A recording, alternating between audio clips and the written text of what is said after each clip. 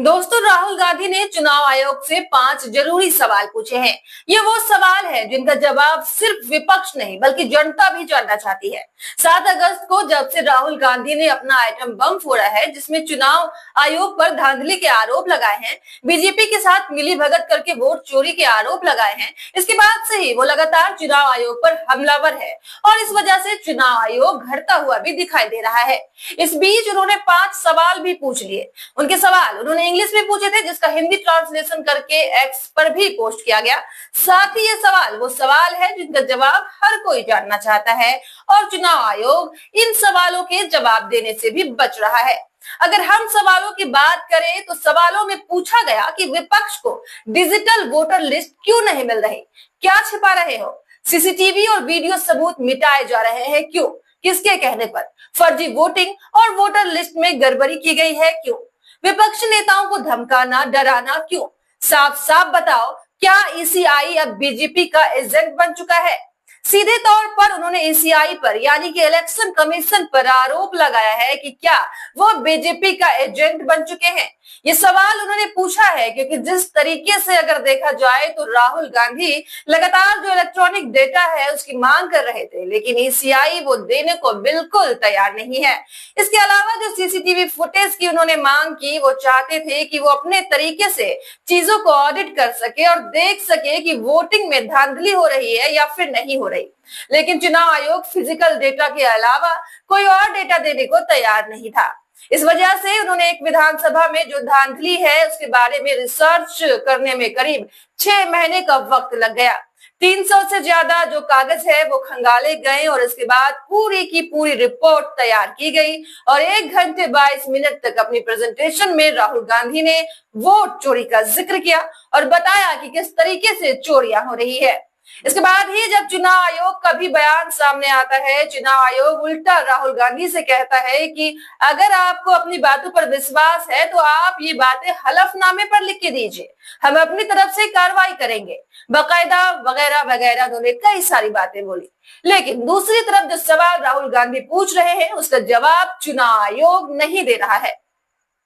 ना ही वो राहुल गांधी को सीधे तौर पर गलत ठहरा रहे हैं, वो ये भी नहीं कह रहे हैं कि राहुल गांधी पूरी तरीके से गलत है। हालांकि वो अपनी बातों को खारिज कर रहे हैं, कह रहे हैं कि ऐसा कुछ भी नहीं, ये झूठे आरोप लगाए जा रहे हैं। बाकी बातें उन्होंने करने की कोशिश की। इसके अलावा चुनाव आयोग ने क्या कहा है वो भी हम आपको बता देते हैं। दरअसल जैसे ही राहुल गांधी की तरफ से ये सवाल दागे गए तो इसके बाद चुनाव आयोग ने कहा कि ये सारी बातें बेबुनियाद है और पुरानी कहानियों की पटकथा जैसी है। उन्होंने कहा कि कानून मतदाता सूची पर आपत्ति दर्ज करने और अपील करके दोनों के लिए एक विशिष्ट प्रक्रिया प्रदान करता है। इस कानूनी प्रक्रियाओं का पालन करने के बजाय उन्होंने मीडिया में निराधार दावे करके इस मुद्दे को सनसनीखेज बनाने की कोशिश की। यह एक स्थापित सिद्धांत है कि अगर कानून किसी कार्य को एक विशेष तरीके से करने का निर्देश देता है तो उसे उसी तरीके से करना चाहिए, ना कि किसी और तरीके से। इसलिए अगर राहुल गांधी अपने विश्लेषण पर विश्वास करते हैं और निर्वाचन आयोग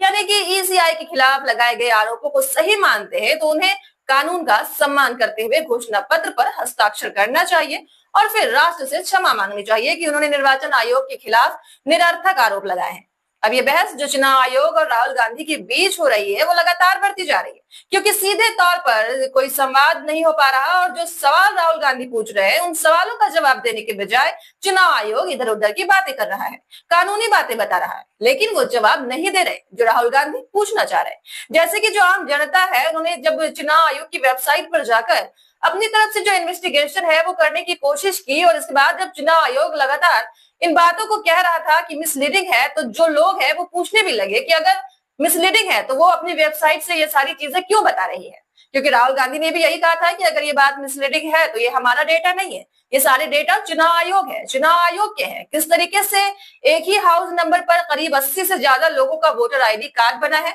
इसके अलावा भी बहुत सारी धांधलियां की बात उन्होंने कही थी। कई वोटर लिस्ट में जो नाम थे उनकी फोटोज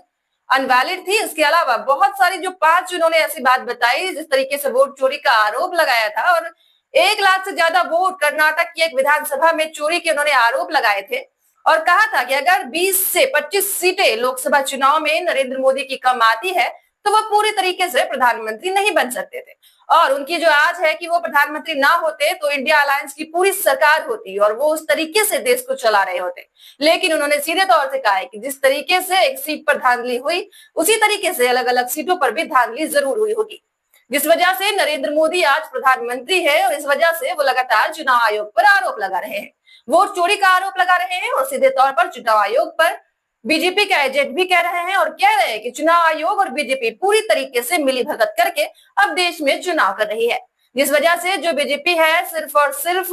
उसका फायदा हो रहा है।